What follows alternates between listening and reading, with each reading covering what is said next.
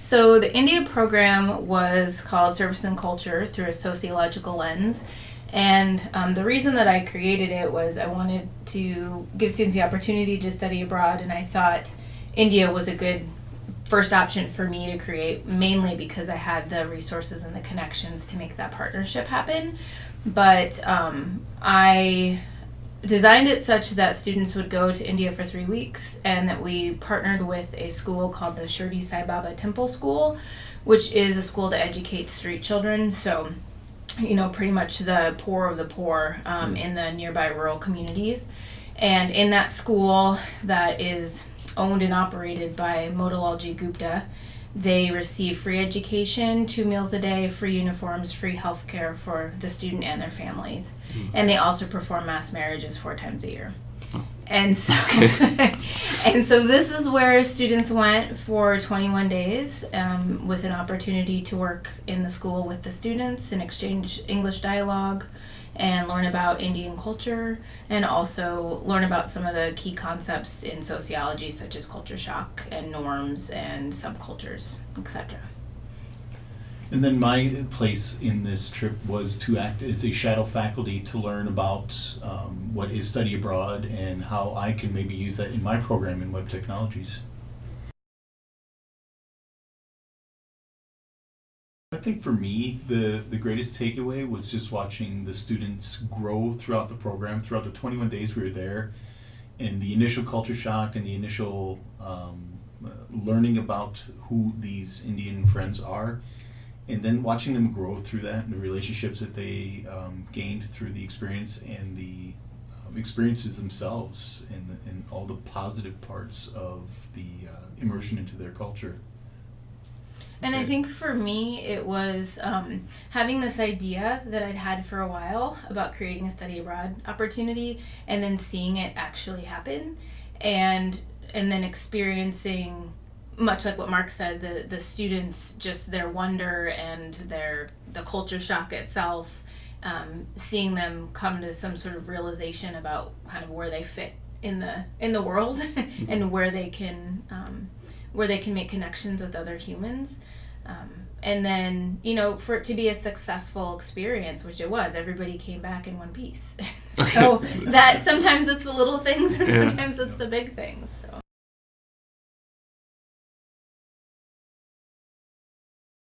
I think the students had a real opportunity to interact with another group of people on the planet whom had no idea about them.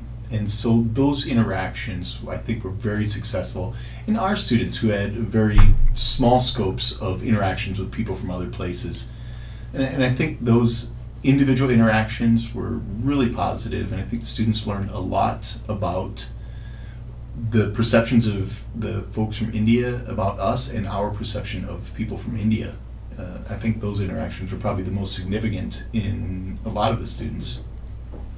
And I think to add on to that, there's something to be said for being physically in it and having all of your senses sort of overwhelmed by reality. Mm-hmm. It's one thing to hear about it, it's one thing to see it on TV, it's completely another to be there and in the middle of it. And so, many times I hear, they came back to the United States, they came back to their apartments or their families' houses or whatever, and they realized all that they had that they hadn't really thought about before. Mm-hmm. So I think that's a success if they can come back and go, I kind of have it pretty good, and that they can put it in context.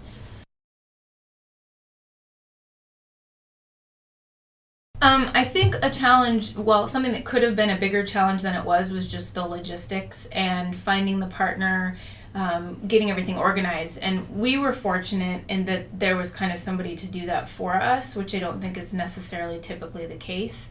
So even with that, though, there's challenges with language. There's challenges with kind of expectations, our partner's expectations. Our partners wanted to be the most amazing hosts, and they were. And sometimes just what they were willing to give, you don't want to take that for granted, and so managing that. Trying to think what other. I think another big challenge was just perceptions. in what they were perceiving or what we perceive to be a normal trip to India, and what our hosts perceive to be a normal trip of India, and just working out those details was pretty entertaining a lot of times, because again, they have perceptions about what we expect, and they had very different expectations of what we thought we were going to expect. And so a lot of great conversations about what we what we think is normal, and how we would deal with a particular situation, and how they dealt with situations. It was kind of fun. But we had a blast. So overall, just working out what we thought should be normal and what they thought should be normal.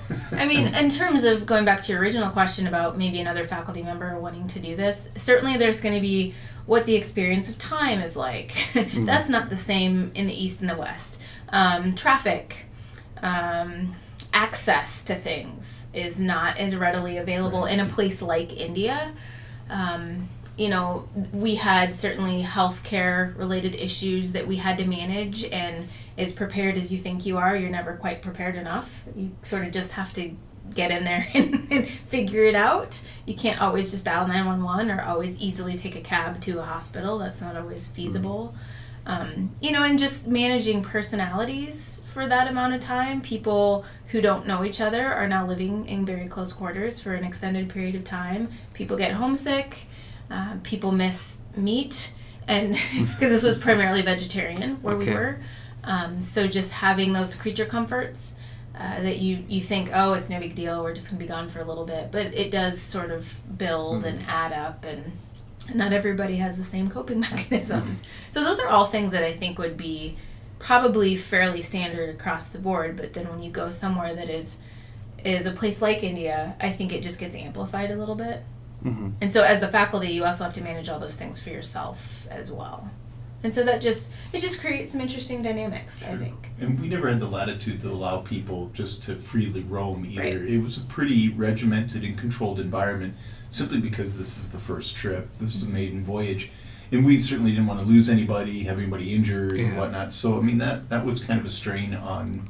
We were all stuck together that 21 days, and so dealing with those, like Alissa said, the interpersonal and the restricted space, restricted diet, and all that kind of stuff. We just couldn't go out and get a hamburger when you wanted.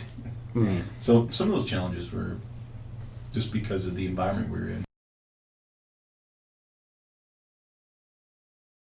I think for me, it's in line with my teaching philosophy and approach, which when I teach sociology, I want the students to be able to apply what they're learning to their life personally, because then I think it's more meaningful and the concepts tend to stick a little bit better. Mm-hmm. So that was easy to do in this experience. Like culture shock, oh, you're in it. That's what it's like. But I think how it's maybe affected my teaching is I personally feel like now I can take more risks, and like good risks. Taking students abroad is pretty risky. Mm-hmm. And so now even in the classroom, I'm less afraid to try something new and try it at the spur of the moment, because you have to be flexible like that when you're traveling with students, and be creative and be willing to have interesting and challenging conversations. So I think that's one thing that having led students abroad is maybe come back into the classroom. Not to mention I talk about India constantly and use it as an example in all the courses that I teach. Like, oh, hey, when this happened, it would be an example of this. And so I think it's just sort of broadened my ability to teach the courses that I teach. I was going to say almost the exact same thing. Was, I get to bring these experiences into a classroom, and whether I'm teaching sociology or I teach programming. So, I can tell them what I experienced from India in regards to what their technology is, what their approach to technology is, and how immersed or entrenched are they in some of the things that we do. So there's a lot of stuff that I could bring back and say, these are real world experiences.